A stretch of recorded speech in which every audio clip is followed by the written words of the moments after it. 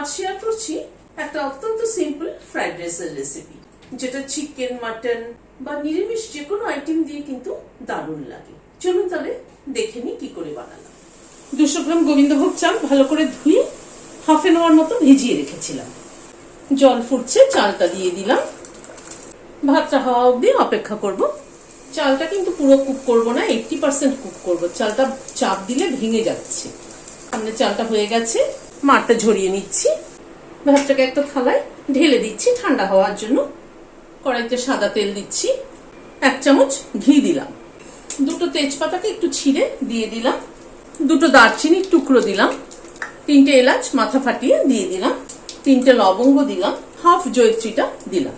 ফোড়নটাকে একটু ক্র্যাক করিয়ে নিচ্ছি। গাজর একটা ডুমো ডুমো করে কেটে নিয়েছি, সেটা দিয়ে দিলাম। গাজরটা সেদ্ধ হতে সময় নেয় বলে প্রথমে গাজরটা দিলাম। গাজরটাকে একটু নাড়াচাড়া করে নিচ্ছি। অল্প একটু নুন দিয়ে দিলাম, একটুখানি ঢেকে দিচ্ছি। মিনিট 2 মতো ঢাকা ছিল, ঢাকাটা খুললাম। খানিকটা বিনস ছোট ছোট করে কেটে নিয়েছি, দিয়ে দিলাম।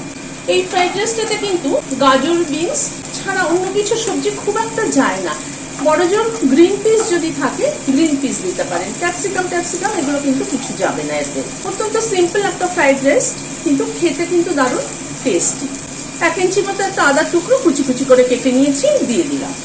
2টো কাঁচা লঙ্কা মাথাটা ছিঁড়ে দিয়ে দিলাম। খানিকটা কাজু বাদাম দিয়ে দিলাম। সবকিছুকে একসাথে একটু ভেজে নিচ্ছি। মিনিট খানিক একটু নাড়াচাড়া করে নিলাম। খানিকটা কিশমিশ দিয়ে দিলাম। কিশমিশটা দিয়ে একটুখানি নাড়াচাড়া করে নেব।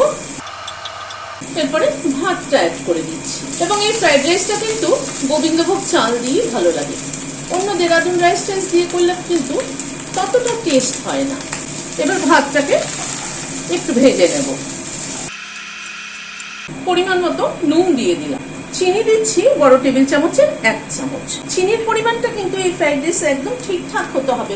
নুন মিষ্টির ব্যালেন্সটা যদি ঠিক না হয়, এই ফ্রাইড রাইসটা খেতে কিন্তু একদমই ভালো লাগে না। প্রায় মিনিট 2-3 মতো ভাতটাকে ভাজলাম ভালো করে। ভাতটাকে কিন্তু ভালো করে ভাজলে তবেই কিন্তু ফ্রাইড রাইসের টেস্ট হবে।